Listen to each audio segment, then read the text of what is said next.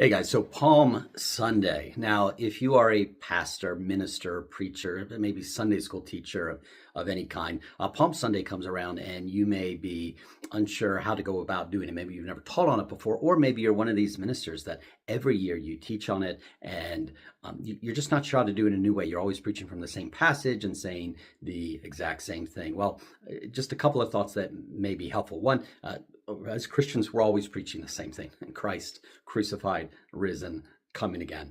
We don't just preach the cross and the resurrection at Easter or Good Friday. We preach it all year long. But how we go about it and what aspects of it we pull out are unique. And Palm Sunday is so rich, and there's so much in there. You could preach from different passages on Palm Sunday the rest of your life and never exhaust all there is. Just want to give you a couple of pointers that may be helpful if you're looking at coming at from a fresh angle or just understanding it deeper yourself. First of all, the Palm Sunday is also known as the triumphal entry, where Jesus comes in on a donkey. In fact, they quote that passage from Zechariah chapter 9. Behold, your king, comes to you lowly, riding on the colt of a donkey. And that's one of the things you can definitely focus on is the donkey. For example, in just two places in Genesis, you can go back to as sort of your springboard for it to bring something rich and deep out of it. One is the prophecy that Israel gives his son Judah when he's dying at the very end of his life, at the end of the book of Genesis. The prophecy he gives over Judah is that, the rulership shall be his until Shiloh comes, and to him shall be the obedience of the people. In verse 11 of chapter 49 of Genesis, it says, binding his donkey to the vine and his donkey's colt to the choice vine. He washed his garments in wine and his clothes in the blood of grapes.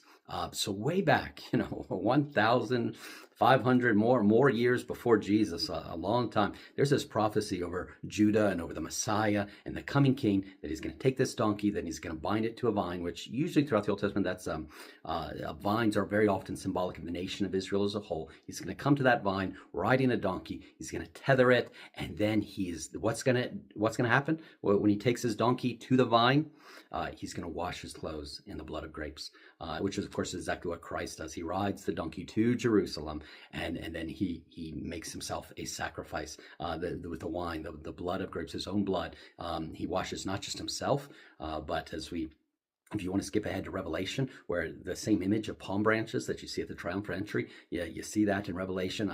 Offhand, I believe it's chapter 9, but you might have to check me. Where's the great multitude that no one can number? They're waving palm branches again, and it says what? They've washed their garments in the blood of the Lamb. And so, jumping from Genesis to the triumphant entry over to Revelation, it's just such a rich way of bringing out this whole theme of a donkey and washing clothes in the blood of grapes and Jesus, why he's headed to Jerusalem, and it brings out the big picture. And another way to do it, also from the book of Genesis, I'm just giving a couple examples, there's so many, is again the focusing on the aspect of him riding a donkey. Theologians of a previous generation sometimes had what they call law of the first mention, and that is when a concept, an idea, or very often even a word is first used in the Bible. It has some sort of definitive sense in which we should understand it, like for instance, the first time the word worship is used, or when's the first time the word sacrifice is used, and it kind of gives a trajectory for understanding throughout Scripture. Well, donkey, when is the first time the word donkey is used in the Bible?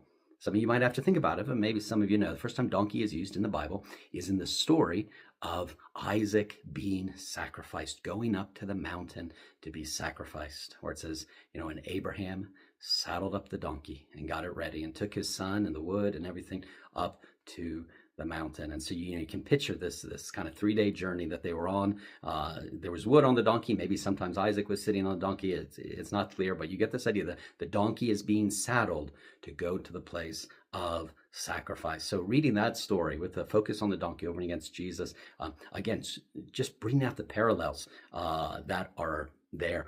There's so much richness. If you just want to take it thematically too, the question is, finally the king is being introduced to Jerusalem, but what sort of king is he? What sort of king is he going to be? He's going to be a king who sacrifices. And there's just so many passages you can pull from. I think of, Psalm 119, where it begins rule in the midst of your enemies, and then it brings in the idea of Melchizedek being a priest forever. That is, he is a king, but he is a king priest. So don't waste Palm Sunday, the triumphal entry. I mean, the theology involved, the passages involved are so rich. You could preach, take it from a different angle, a different passage every Palm Sunday for the rest of your ministry, and not exhaust all that the Scripture has in there. Hope you found this helpful. If you like, please like and subscribe, share. That's how this stuff gets out there. God bless, and all the best in your studying and your preaching.